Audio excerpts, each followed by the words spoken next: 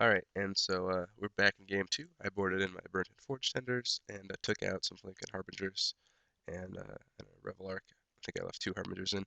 Um, and so this is my opening hand. He's chose to play, obviously, and this hand's acceptable. He can probably burn my Smoke Braider, but I have Fauna Shaman and Shriekmaw, which are both great here. So I'm not going to mulligan. And we'll see what he does. I assume he's probably going to have some more lands this time around. Basically, you want to try and find your Forge Tenders in this matchup.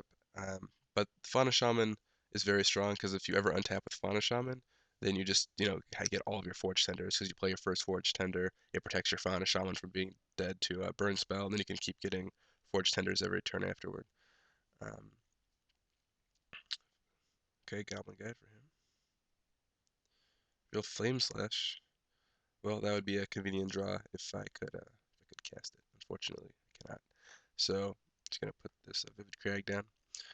And pass. The mana in this deck, it's not perfect, I'll admit, but I mean it works most of the time. There are some annoying things like this which will happen. You know, your one Flame Slash in the sideboard you can't cast or what have you. But for the most part, I'm fairly happy with it. Let's see, shows off Horde of Notions. Okay, now I'd imagine he probably has a burn spell here, and I feel like I'm just inviting myself to be dealt a bunch of damage. So what I'm gonna do is I'm gonna so I'm gonna evoke Shriekmaw.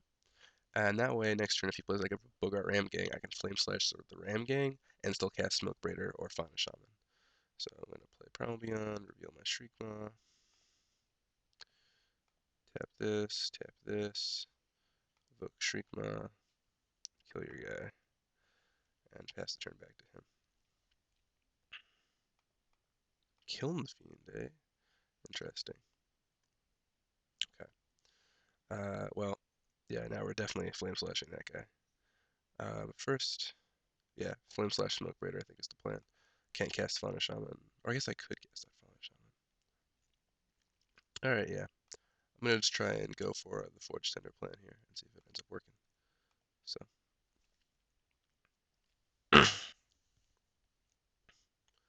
let's see. I mean, he knows he has to kill these kind of creatures against a deck like this.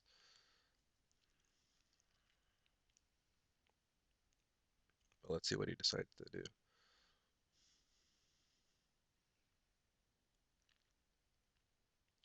The fact that he cast Kiln Fiend last turn, I think it might be a little telling. I'd imagine he probably has more action than that. Okay, Searing Blaze is my guy. And then just passes. A little scary, just because, you know, I don't want to keep getting my guys Searing Blaze, but you have to kind of play into it to a point. So I'm just going to cast this Fauna Shaman again.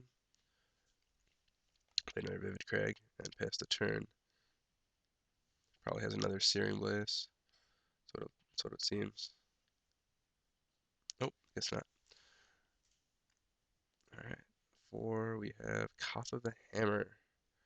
Alright. Does that turn the mountain into a red mountain? No, of course not. Oh, no, it does. Sweet. Alright, so I'll have to take the 4 here.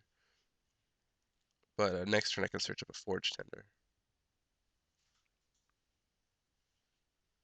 6, I'll take the 6 here. But I really can't justify blocking. I'll just have to take the 6. Drop to 5, and then just start chaining Forge Tenders. The Forge Tenders will block the mountains, then hopefully I can get some damage in past Koth. Alright. Yeah, well, I don't think we're going to need that Shriekmaw if all he's doing is playing red guys. So we're just going to discard Shriekmaw. We want the Horde next turn to be able to hit Koth so he can't go ultimate on us. So yeah, we're going to get this Forge Tender. We're going to cast it.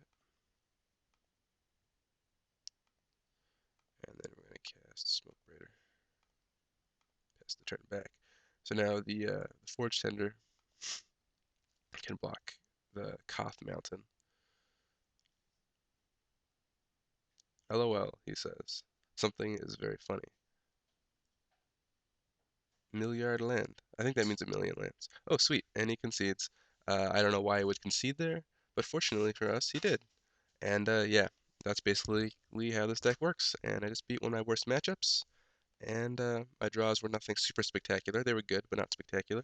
My opponent got a little mana flooded, but yeah, there you have it. I mean, I'll show it to you again. This is the Elemental deck. Thank you for reading my article, and I hope you give this deck a try. It's a lot of fun, and it's really powerful, and I would definitely play it if I were going to Worlds. Thanks, guys. Appreciate reading, and hopefully I'll have some more videos for you in the future.